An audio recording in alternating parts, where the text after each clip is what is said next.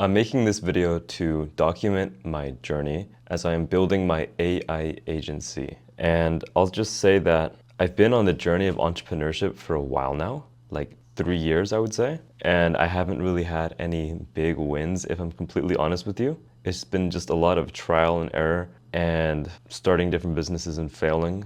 So the main thing I did was video editing. And I did reach a point where I was making $1,500 a month from that. But that was just from one client, and that was from a referral, basically, a word of mouth kind of thing, that I got that high paying client. So now I've made the pivot into the AI agency space, and I am enjoying it so far because I feel like I have a good skill set for this kind of business. I have strong technical skills, but something I've realized is that technical skills are becoming less and less important every single day because you have tools like Lovable, you have tools like Bolt.new that can build things for you. Like, do you realize how crazy that is, that you can create a fully fledged app without knowing how to code at all? I mean, it's incredible. So yesterday I made a really big step, which was that I ran Facebook ads for the first time ever. First time ever. I had actually done drop shipping in the past, so I had run TikTok ads, but I never ran Facebook ads, and I definitely never ran ads for any kind of service-based business,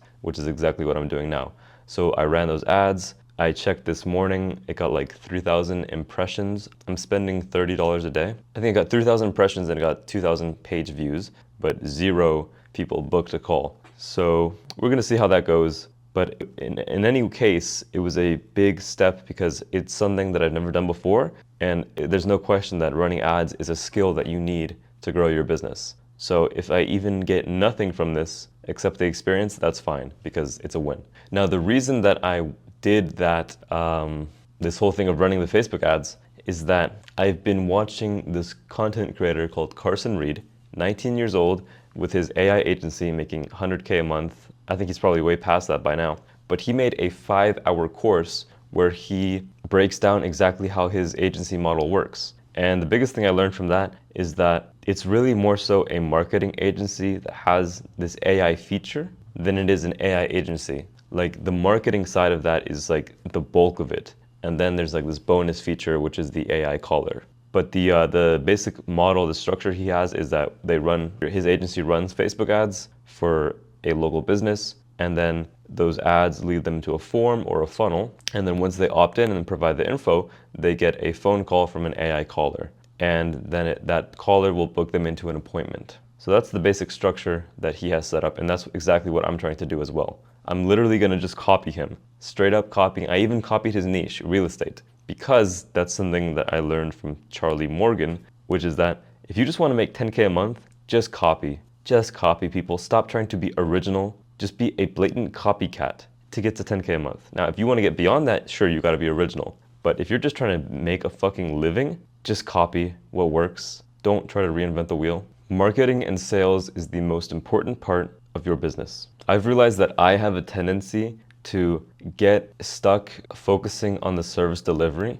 like really wanting to deliver a great product, learning as much as I can about my product or service, and just getting results. And of course, results is the most important thing in a way, but you can't let that hold you back, because if all you do is care about the product and the service, then you're never gonna do the thing that actually gets you customers, which is talking to people and telling people that you are offering this service. So I've made a rule to myself, which is that I'm going to spend 80% of my time on sales and marketing and 20% of my time on service delivery. I think that this is what I need to do in order to break through this barrier of not having any leads, not having any customers. I just need to get past this phase and master the skill of client acquisition, which is why I'm going to spend 80% of my time on sales and marketing. So that means I'm going to be doing outreach, running ads, creating content, all of them. All of the above, let's do them, because I really want to get good at this skill of client acquisition. That's the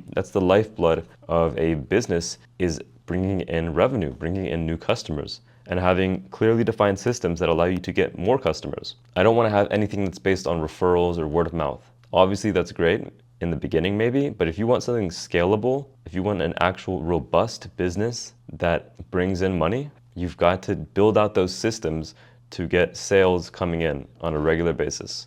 on a predictable basis. I want to make daily content. I want to upload a video every single day because this, again, going back to what I was just saying, telling people about what you offer and just making yourself visible so that people can find out that you are selling something, that is the most important thing. So one of the methods of getting customers is to create content. You know, that's how you get eyeballs. And I think to create content, I've been doing it in the past, but I haven't been very consistent. I've definitely never, ever uploaded a video every single day. I've never done that before. I'm averaging like 1 video per week, if that, probably less. So that's why I'm setting myself this goal of uploading every single day. And I think in order to achieve that, to really increase my chances of success with that goal, I'm gonna have to do it first thing in the morning.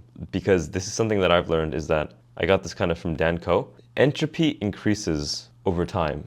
And if you think about that within your day, entropy is lowest in the morning, first thing in the morning, because you haven't kind of ventured out into the world. You haven't made that many decisions. When you're at decision 0, there's not much entropy because you are in control. But then as soon as you get to decision 1, 2, 3, 4, more and more possibilities start to exist and they multiply.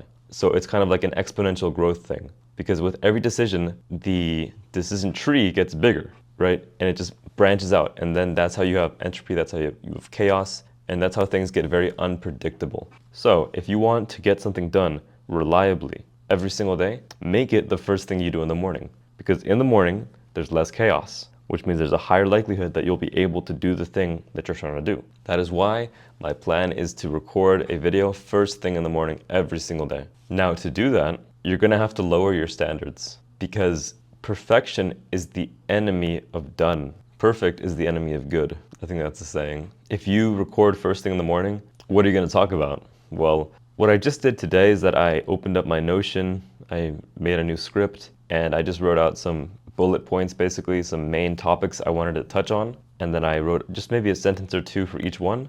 And then that's what I've been talking about. And I've been referring to my script over here on my screen. I think that's something I can do every day. And in this case, I wrote the script in the morning, but I could even do it in the afternoons. I could write the script in the afternoon, the night before, and then just read that in the morning the next day. Also, something I wanted to mention is that yesterday, in addition to running my first ad ever, I also did my first ever warm outreach. So because I'm targeting real estate agents for my service, I actually met a real estate agent at my previous job, and we had a pretty good relationship. So I was like, okay, I'm gonna reach out to him yesterday and see if I can get on a call with him just to ask him questions about real estate and kind of what it's like to be a real estate agent, because I want to understand my customer. I feel like the more I learn about that industry, the more I understand what it's like to work in that field, then I'll be able to better position my offer and explain how this is going to be massively beneficial to real estate agents. So I did my first ever warm outreach.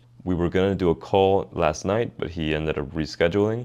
Hopefully I can get that done today, and we'll see, maybe that'll lead me to my first client for my AI offer. I do think it's cool that warm outreach seems to be effective. And I love how Hormozy put it, which is that you know a lot more people. You have a lot more leads than you think. Because if you just look in your phone and look at every single number that's in your contact list, those are leads. Those are people that you can contact and present them your offer. And that's just on your phone. You can look at your email, every single person you've ever emailed. You can look at all your social media platforms. Anybody you follow or follows you, you can contact them. So you do have a lot of warm leads.